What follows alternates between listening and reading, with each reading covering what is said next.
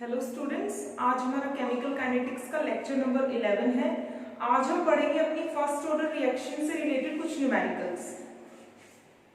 तो यहाँ पे मैंने कुछ क्वेश्चंस लिखे हुए हैं जो कि फर्स्ट ऑर्डर रिएक्शन से रिलेटेड है। इसमें हम फर्स्ट ऑर्डर रिएक्शन के लिए जो हमने इंटीग्रेटेड रेट लॉ इक्वेशन निकाली थी उसको यूज करेंगे। तो हमारा पहला क्वेश्चन देखिए, पहला क्वेश्चन क्या है? If first order reaction is 40% complete in 50 minutes. ठीक है, कि एक फर्स्ट ऑर्डर रिएक्शन जो है वो 40% कंप्लीट हो जाती है, मतलब जितना हमने रिएक्टेंट लिया था उसका 40% रिएक्ट कर जाता है 50 मिनट्स में। Calculate the value of rate constant. Rate constant की वैल्यू हमें कैलकुलेट करनी है। एक तो इस क्वेश्चन में रेट कांस्टेंट की वैल्यू पूछी है।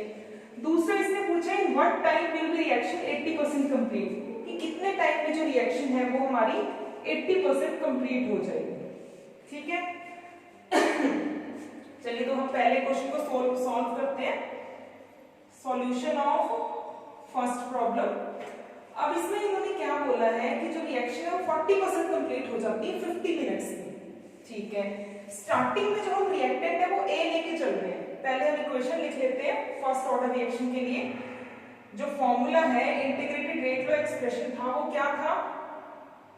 K is equal to 2.303 divide में T log A0 डिवाइड में A। ठीक है, यहाँ पे K है rate constant, T time, A0 है स्टार्टिंग में हम रिएक्टेंट कितना लेके चल रहे हैं, और A है कितना रिएक्टेंट अभी बचा हुआ है जो रिएक्ट अभी नहीं किया है। ठीक है, इस टाइम पे T टाइम पे कितना रिएक्टेंट बचा हुआ है हमारे पास। अब यहाँ पे हमें क्या कैलकुलेट करना है? रेट कांस्टेंट कैलकुलेट करना है पहले। ठीक है, तो रेट कांस्टेंट को नीचे ले आएंगे, T को ऊपर ले जाएंगे। ठीक है, तो हमारा फॉर्मूला क्या हो जाएगा? T is equal to 2.303 divide में K log A0 डिवाइड में A। ठीक है, अब इन्होंने क्या कहा है कि रिएक्शन 40% कंप्लीट हो जाती है 50 मिनट में, मतलब हमें टाइम की वैल्यू जो है वो तो कितनी दी हुई है? 50 मिनट दिया हुआ है टाइम।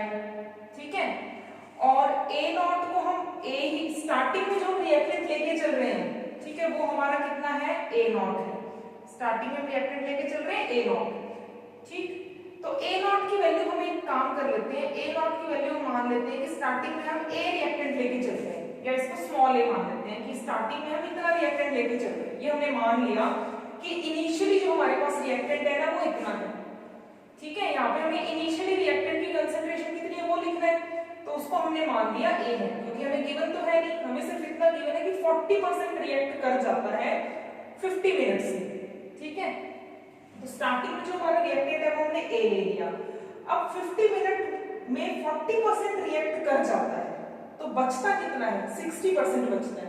40% तो A का रिएक्ट कर गया, जो हम A ले रहे थे इसका 40% रिएक्ट कर गया, लेकिन हमें यहाँ पे जो रिएक्ट कर गया वो रिएक्टेंट नहीं लेना, क्या लेना है? जो बचा हुआ है, जो रिएक्टेंट।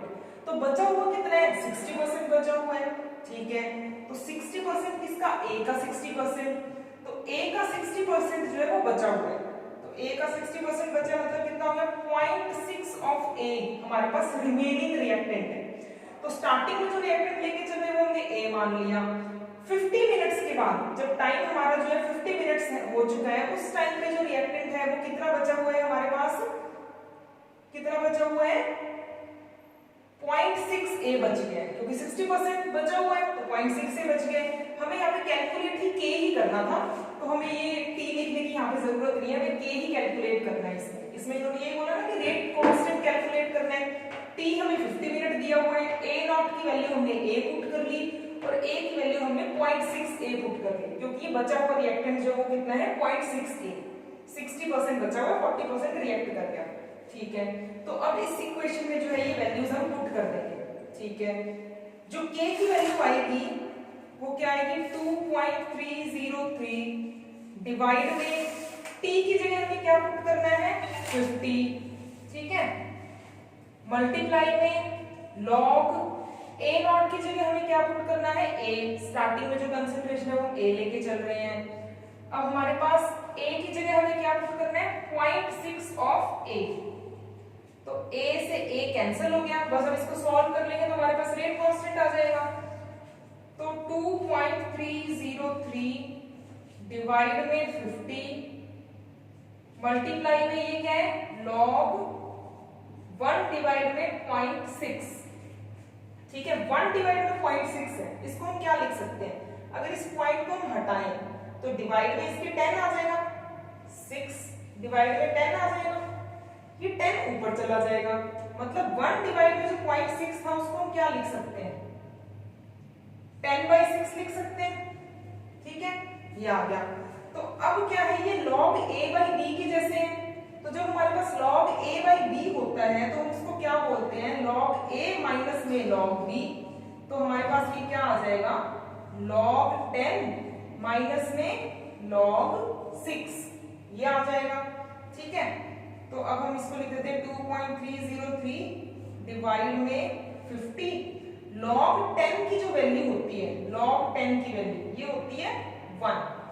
ठीक है, log 10 की वैल्यू 1 होती है हमारे पास।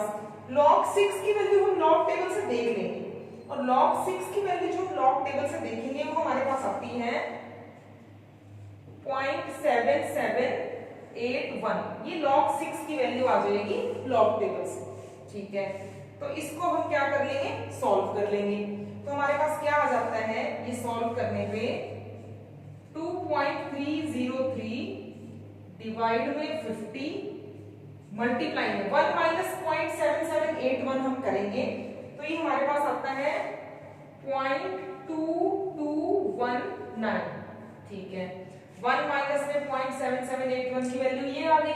अब इसको जो है सॉल्व कर लेते हैं, तो हमारे पास जो आंसर आता है वो आता है 0.01022, ये हमारे पास आंसर आ गया। अब इसकी यूनिट क्या है, रेट कांस्टेंट है। ठीक है, फर्स्ट ऑर्डर के केस में रेट कांस्टेंट की यूनिट क्या होती है, टाइम की जो यूनिट होती है उसका इनवर्स। ठीक है, यहाँ पे हमने टाइम किस में लिया है, मिनट में, तो यहाँ पे हमारे पास जो यूनिट आएगी के की वो क्या आएगी, मिनट इनवर्स। मिनट इनवर्स जो है इसकी यूनिट आ गई, तो हमारे पास आंसर क्या आ गया, रेट कांस्टेंट का जो आंसर है वो हमारे पास ये आ गया। ठीक है, तो रेट कांस्टेंट यहाँ पे कैलकुलेट हो गया। अब इन्होंने रिएक्शन में एक और चीज पूछी है कि कितने टाइम में रिएक्शन 80% कंप्लीट हो जाए, अब हम वो कैलकुलेट कर लेते हैं।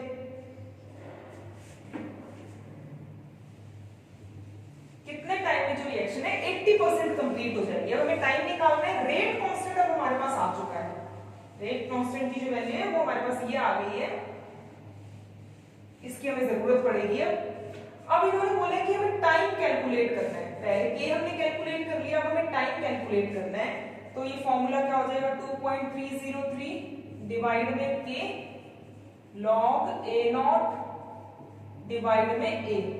ठीक है, ये हो गया। यहाँ पे k की वैल्यू हमने कैलकुलेट कर ली है, t हमें निकालना है।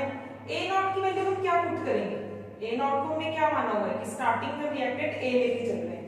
अब जो रिएक्टेंट बचा है वो हमें जो है उसकी वैल्यू यहाँ पे पुट करनी है।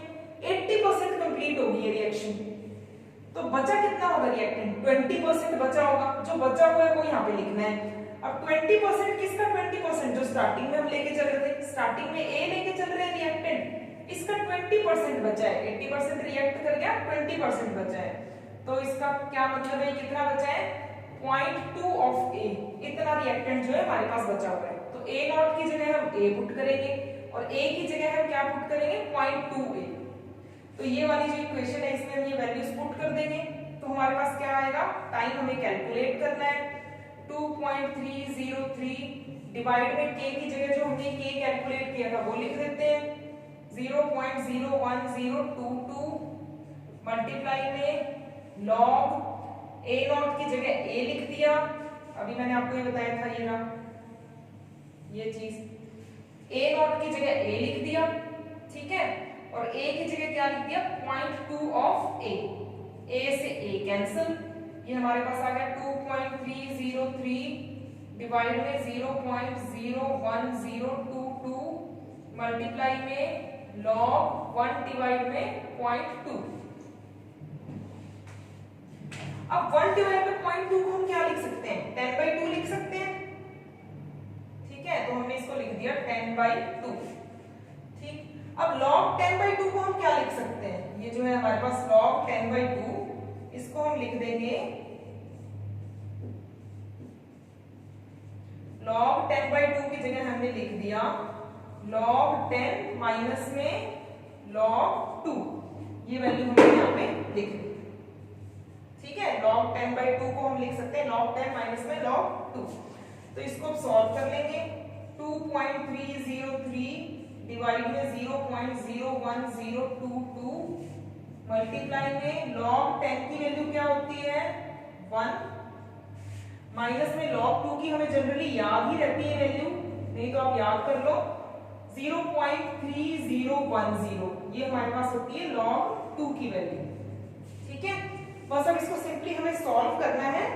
इसको हम सॉल्व कर लेते हैं तो हमारे पास आएगा 2.303 डिवाइड में 0.01022 मल्टीप्लाई में 1 माइनस में 0.3010 जब हम करेंगे तो हमारे पास आ जाता है 0.699। ठीक है, ये हमारे पास आ गया। बस अब इसको सॉल्व कर लो तो इसका आंसर जो आएगा वो आएगा 157.5 मिनट्स। ठीक है, क्योंकि टाइम जो है वो मिनट में आएगा, क्योंकि हमने यहाँ पे जो k की वैल्यू पुट की है वो किसमें की है, मिनट इनवर्स में पुट की है। ये जो हमने k की वैल्यू जो निकाली थी ये मिनट इनवर्स में आएगी, तो यहाँ पे जो हम टाइम कैलकुलेट करेंगे वो हमारे पास क्या आएगा, मिनट में। अगर k की वैल्यू सेकंड इनवर्स में पुट करते तो यहाँ पे हमारे पास टाइम सेकंड्स में आ जाता। ठीक है, तो ये सॉल्व हो गया। बस आपको क्या ध्यान रखना है, बच्चे मोस्टली जो मिस्टेक करते हैं यहाँ पे a ले लेते हैं, ठीक है, और यहाँ पे जो है वो ले लेते हैं, जैसे इन्होंने बोला 40% रिएक्ट कर गया तो 0.4 a ले लेते हैं। जितना रिएक्ट कर गया वो नहीं लेना है, जो बचा हुआ है वो वाले रिएक्टेंट की कंसंट्रेशन की वैल्यू यहाँ पे पुट करनी है। ठीक, जैसे 80% रिएक्ट कर गया तो बचा कितना है 20%, तो a का 20% कितना होगा 0.2a, इसीलिए हमने a की जगह क्या पुट किया 0.2a। स्टार्टिंग में a लेके चल रहे हैं तो 0.2a बचा हुआ है रिएक्टेंट। ठीक है, तो फर्स्ट क्वेश्चन हमारा सॉल्व हो गया। अब देखो सेकंड क्वेश्चन। सेकंड क्वेश्चन में क्या बोला है, calculate the half life of A first order reaction. Rate constant हमें दिया हुआ है 200 सेकंड इनवर्स, हाफ लाइफ निकालनी है और रेट कांस्टेंट जो है वो हमें गिवन है। बहुत ही सिंपल है, डायरेक्ट फार्मूला ही है, वैसे ये हम डायरेक्ट फार्मूले में अप्लाई कर सकते हैं। ये जो सेकंड क्वेश्चन है इसमें इन्होंने हाफ लाइफ पीरियड पूछा है, कितना होगा, मतलब टाइम पूछा है हाफ ऑफ द रिएक्शन को कंप्लीट होने में, और रेट कांस्टेंट की वैल्यू दी हुई है 200 सेकंड इनवर्स। तो बस सिंपली इसमें वैल्यूज को हम पुट कर देते हैं। सॉल्यूशन ऑफ क्वेश्चन 2 क्या होगा, टी हाफ जो होता है फर्स्ट ऑर्डर रिएक्शन के केस में हमने देखा था क्या आता है 0.693 डिवाइड में k, ये हमारे पास टी हाफ होता है सेकंड ऑर्डर रिएक्शन के, फर्स्ट ऑर्डर रिएक्शन के केस में। ठीक है, जीरो ऑर्डर में क्या था a0/2k था, टी हाफ जो जीरो ऑर्डर में था a0/2k था, लेकिन यहाँ पे इन्होंने साफ साफ दिया कि फर्स्ट ऑर्डर रिएक्शन है, तो हाफ लाइफ पीरियड निकालना है फर्स्ट ऑर्डर रिएक्शन के लिए, तो उसका फॉर्मूला क्या है, T half is equal to 0.693 divide में k, बस वैल्यूज पुट कर दो, टी हाफ आ जाएगा, बिल्कुल सिंपल है।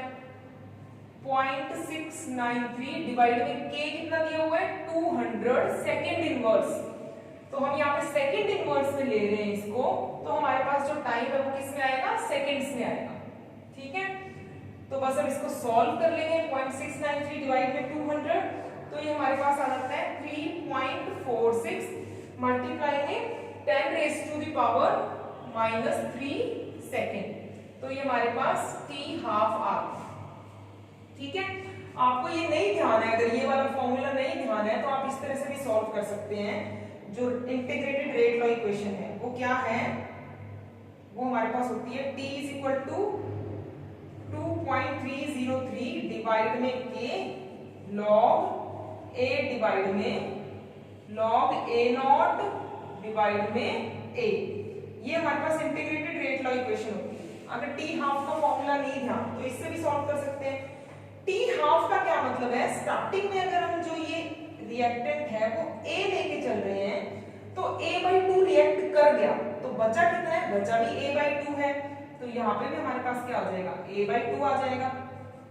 ठीक है, a0 की जगह हमने a पुट कर दिया, तो ये जो a है इसकी जगह हम क्या पुट कर देंगे a/2, क्योंकि a का आधा रिएक्ट कर गया तो आधा ही a का बचा हुआ है, तो हमारे पास जो है a0 की जगह तो हमने क्या पुट कर दिया a, और a की जगह हमने पुट कर दिया a/2, बस इससे भी निकल जाएगा।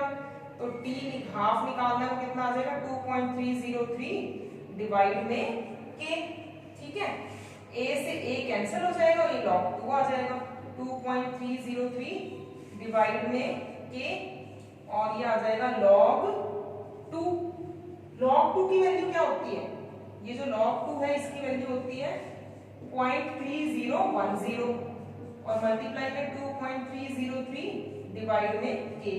जब इसको सॉल्व करते हैं तो हमारे पास यही फॉर्मूला आ जाता है 0.693 डिवाइड में k, और k की वैल्यू जो पुट कर दो 200, तो इस तरह से भी ये सॉल्व हो जाएगा, ठीक है। तो सेकंड क्वेश्चन भी हमारा सॉल्व हो गया। अब थर्ड क्वेश्चन देखते हैं, बहुत ही इंटरेस्टिंग सा क्वेश्चन है थर्ड क्वेश्चन, और ये एग्जाम में कई बार पूछा भी गया है। तो हमारा थर्ड क्वेश्चन देखो क्या है। थर्ड क्वेश्चन में इन्होंने बोला है show that in a first order reaction time required for 99.9% completion of a reaction is about 10 times the time required for half of the reaction to complete। ऐसे कह रहा है इस क्वेश्चन में ये कि 99.9% रिएक्शन कंप्लीट होने में जो टाइम लगता है वो हमें शो करना है कि वो 10 टाइम्स है टी हाफ रिएक्शन को कंप्लीट होने में जितना टाइम लगता है उसका 10 टाइम्स होगा 99.9% रिएक्शन को कंप्लीट होने में जो टाइम लगता है वो, ये हमें शो करना है, ठीक है। तो हमें यहाँ पे टाइम कैलकुलेट करना है जो हाफ रिएक्शन को होने में लगता है वो वाला, और टाइम कैलकुलेट करना है 99.9% रिएक्शन को कंप्लीट होने में जो लगता है वो वाला टाइम। ये दोनों टाइम हमें कैलकुलेट कर लेने हैं। फिर हमें क्या दिखाना है कि ये वाला जो टाइम है ये 10 टाइम्स है इसके कंपैरिजन में। टी हाफ मल्टीप्लाई में 10 जो है वो टी 99.9 के बराबर है, ठीक है। तो दोनों टाइम जो है हमें यहाँ पे कैलकुलेट कर लेने हैं, हाफ रिएक्शन को कंप्लीट होने में जो टाइम लगता है और 99.9% रिएक्शन को कंप्लीट होने में जो टाइम लगता है फर्स्ट ऑर्डर के केस में। तो सॉल्यूशन ऑफ क्वेश्चन 3, ठीक है। तो पहले हम टी हाफ कैलकुलेट कर लेते हैं, मतलब हाफ रिएक्शन को कंप्लीट होने में जो टाइम लगता है वो टी हाफ है। तो हम direct integrated rate law equation ही लगाते हैं यहाँ पे ताकि क्वेश्चन जो है सॉल्व करना इजी हो जाए। 2.303 डिवाइड में k log a0 by a, ये हमारे पास इंटीग्रेटेड रेट लॉ इक्वेशन है t के जो हमें टाइम कैलकुलेट करना है, ठीक है। अब हमारे पास जो है हमें टाइम कौन सा वाला कैलकुलेट करना है, जो हाफ रिएक्शन को कंप्लीट होने में लगता है वो वाला टाइम, ठीक है। 2.303 by k log इनिशियली जो हम रिएक्टेंट लेके चल रहे हैं वो हम मान लेते हैं हम लेके चल रहे हैं a, ठीक है, a लेके चल रहे हैं।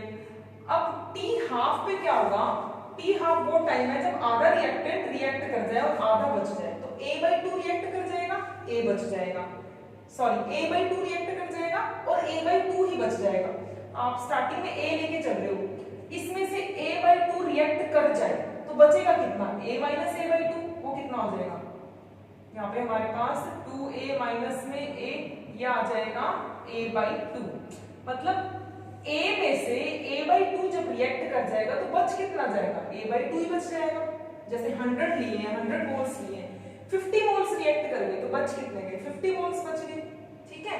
तो वही है a0 की जगह हमने क्या पुट कर दिया a, ठीक, और जो बचा हुआ रिएक्टेंट है वो कितना है a/2, ठीक है। ये हमने यहाँ पे पुट कर दी वैल्यूज, तो हमारे पास क्या आ जाएगा, ये इसको सॉल्व कर लेंगे। 2.303 डिवाइड में k log a से a कैंसिल, ये 2 ऊपर चला गया, log 2। हम इसको यहीं तक रखते हैं, एक बार ज्यादा सॉल्व नहीं करते ताकि कैंसिल आउट हो जाए, हमारा आंसर जो है इजीली आ जाए। तो t हाफ के लिए तो ये वैल्यू आ गई। अब हमें निकालनी है t 99.9% के लिए वैल्यू, ठीक है। तो ये क्या होगा 2.303 डिवाइड में k log, अब a0 की जगह क्या पुट करना है a, क्योंकि स्टार्टिंग हम रिएक्टेंट a लेके चल रहे हैं, a0 तो फिक्स ही है, स्टार्टिंग में a लेके चल रहे हैं स्मॉल a, तो a0 की जगह हमने a पुट कर दिया। अब इसमें से 99.9% रिएक्ट कर गया, तो देखो कितना रिएक्ट कर गया, a का 99.9% रिएक्ट कर गया, ठीक है, 99.9% जो है ए का रिएक्ट कर गया। तो मतलब कितना रिएक्ट कर गया है, 0.999 ऑफ ए, इतना रिएक्ट कर चुका है। ऐसे बोला ना 99.9% कंप्लीट होगी। कंप्लीट होने का क्या मतलब है, जो हम ए लेके चल रहे थे इनिशियली, इसका 99.9% रिएक्ट कर गया। तो इसका 99.9% कितना होता है, ये मतलब इतना रिएक्ट कर गया। तो बचा कितना है, बचा कितना होगा, ए स्टार्टिंग में ये लेके चल रहे हैं ए, इसमें से माइनस कर दो जो रिएक्ट कर गया। रिएक्ट कितना कर गया, 0.999 ऑफ ए, इतना रिएक्ट कर गया। तो बच कितना गया, ए माइनस में 0.999 ऑफ ए, ये कितना आ जाएगा, 0.001 ए, इतना आ जाएगा। मतलब इतना बचा हुआ है हमारे पास। ठीक है, तो यहाँ पे क्या पुट कर देंगे, ये जो बचा हुआ रिएक्टेंट है 0.001 ऑफ ए। ठीक है, इतना रिएक्ट कर गया, तो इतना जो है हमारे पास बच गया। ठीक, तो अब इसको सॉल्व कर लो। 2.303 डिवाइड में के, लॉग ए से ए कैंसिल, 1 डिवाइड में 0.001। ठीक है, अब अगर हम ये पॉइंट हटाएं तो हम इसको क्या लिख सकते हैं, देखो इस फैक्टर को हम क्या लिख सकते हैं, 2.303 डिवाइड में के, लॉग, अब इसके अगर हम पॉइंट्स हटाएं तो हम क्या लिख सकते हैं, 1 डिवाइड में 1000 लिख सकते हैं। 1000 जो है ऊपर चला जाएगा तो हमारे पास क्या आ जाएगा, log 10 raised to power 3, ये आ जाएगा। ठीक है, तो ये कितना होगा, 2.303 डिवाइड में के, अब पावर जो है वो आगे आ जाती है, मतलब 3 आगे आ गया, और log ऑफ 10 हो गया। ठीक है, और log ऑफ 10 क्या होता है, 1, ये पावर आगे आ जाती है 3, और log 10 की वैल्यू क्या होती है, 1। तो मतलब हमारे पास ये आंसर आ गया इसका, T 99.9% जो है। अब ये देखो हमारा T हाफ कितना आया था, T हाफ को भी थोड़ा सा सॉल्व कर लेते हैं अब आगे। 2.303 डिवाइड में के, log 2 की वैल्यू क्या होती है, log 2 की वैल्यू होती है 0.3010। ठीक है, ये तो ये हमारे पास इक्वेशन 1 हो गई, ये इक्वेशन 2 हो गई। देखो देखने से भी पता लग रहा है कि ये वाला जो है 10 टाइम्स है।